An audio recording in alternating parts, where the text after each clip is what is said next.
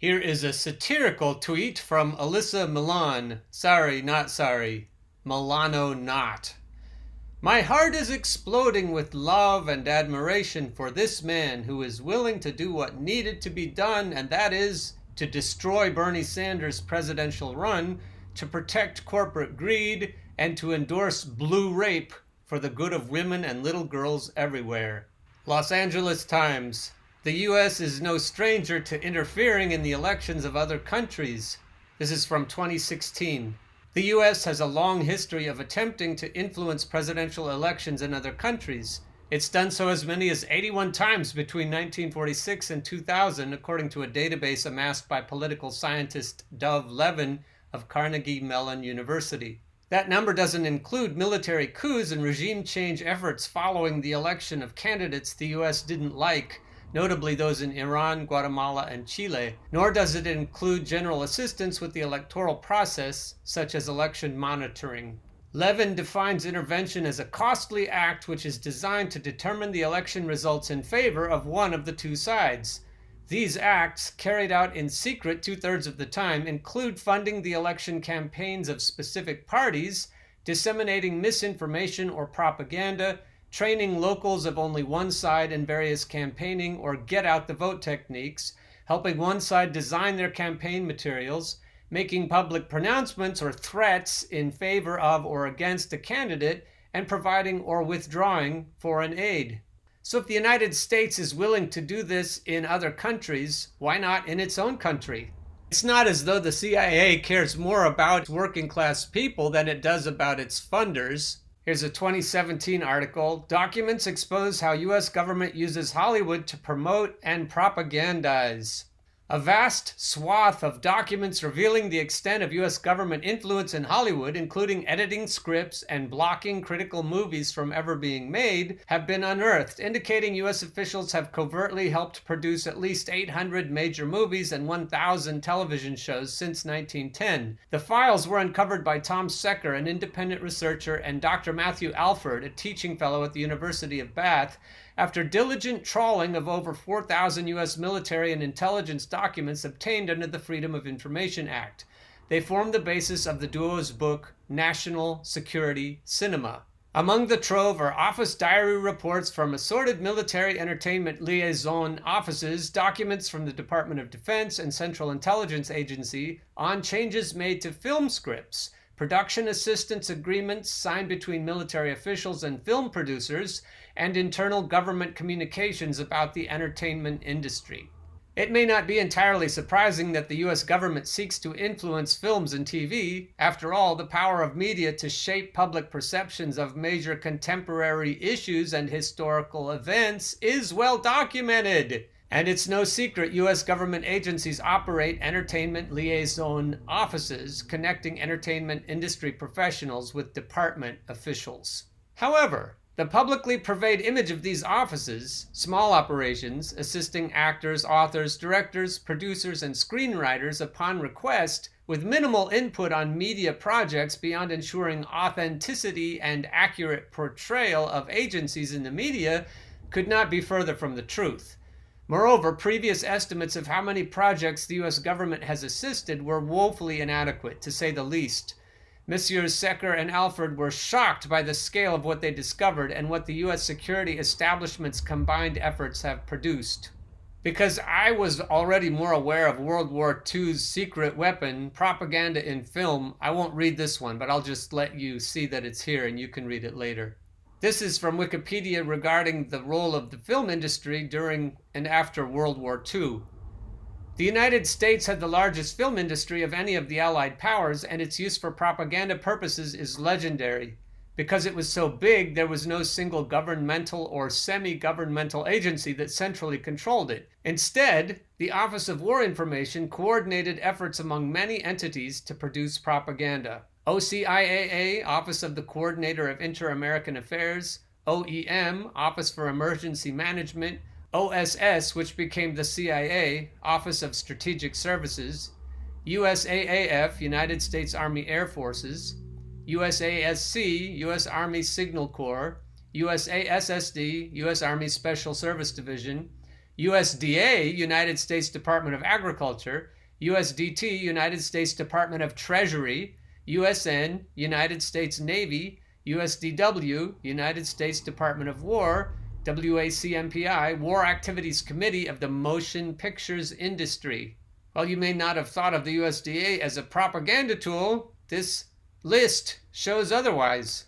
So this sort of spelunking led me to the question, what role has the CIA played in the current US election? As I've already detailed connections with Hollywood talent agencies, I won't go into that here. Although the hat I'm wearing isn't made of tinfoil, former President Obama's wading into things yesterday made me scratch my head in wonder. And you may wonder at my incredulity, but after what happened yesterday, even I was impressed.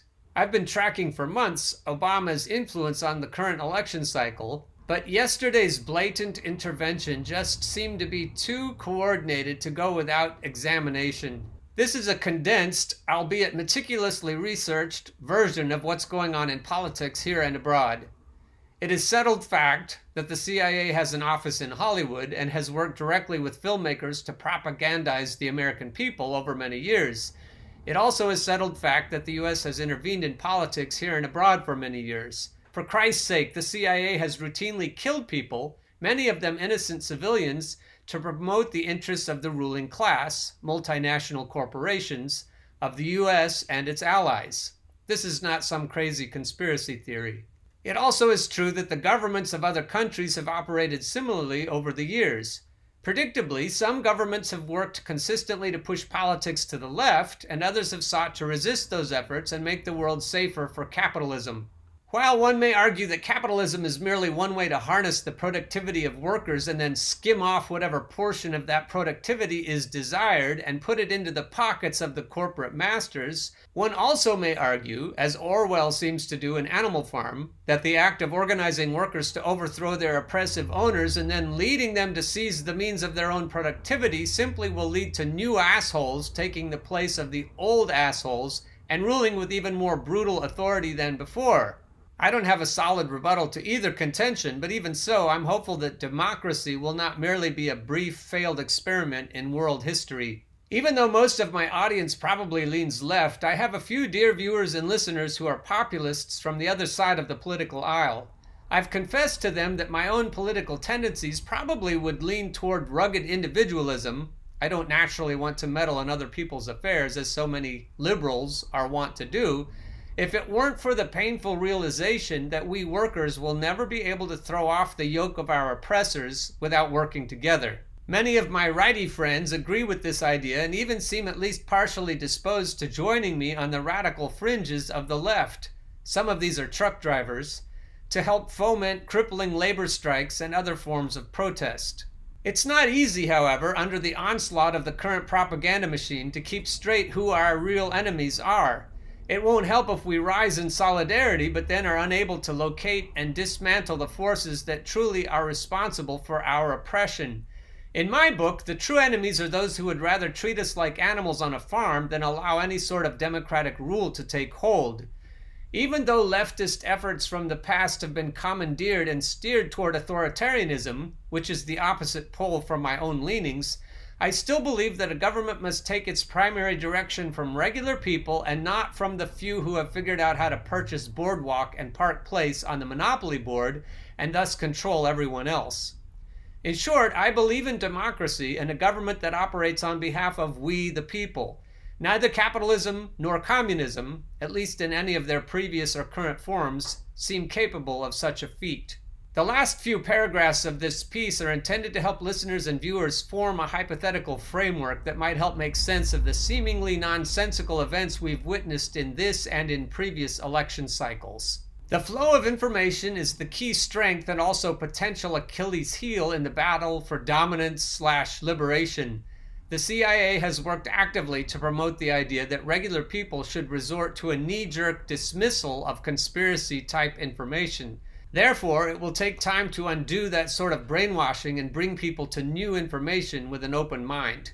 If the careerists in the CIA believe themselves to be working on behalf of we the people, they must then acknowledge that the CIA has a long history of killing black and brown people, including U.S. citizens, who stand in the way of white supremacy. And it is not a mitigating factor that the first black president has been doing their bidding. Using a black president to further the goals of international white supremacy is a hideous crime that should not be covered up. Every culpable person should be held to account. The people who seem currently to be calling the shots, the most visible being Obama, apparently are accepting of Donald Trump as president because otherwise, based on history, he wouldn't still be here. It's ridiculous to assume that the CIA would be so willing to erase people around the world whom they feel are a threat to their objectives without being equally willing to erase U.S. citizens, particularly if they are inconvenient presidents or whistleblowers. On the other hand, based on recent developments, it's clear that Bernie Sanders is perceived to be a much bigger threat to the military intelligence complex than is either Biden or Trump. It follows then that keeping Bernie away from power has been the primary objective of the military-industrial complex all along. So assuming that the CIA has just informed Bernie that they won't now be killing him or harming his family, the U.S. electorate can now assume that they will be voting again for a CIA-approved candidate. Unless voters are old enough to have voted for JFK, voting for a CIA-approved candidate is something that we all have always done and, unless an actual rebellion gets started, something that we all will continue to do. If you believe that the CIA is working on behalf of we the people, all is well. If, however, you believe that the CIA has served as a tool of the world's owners, maliciously wielded to subjugate working-class people, then it's time to stand up and do something about it.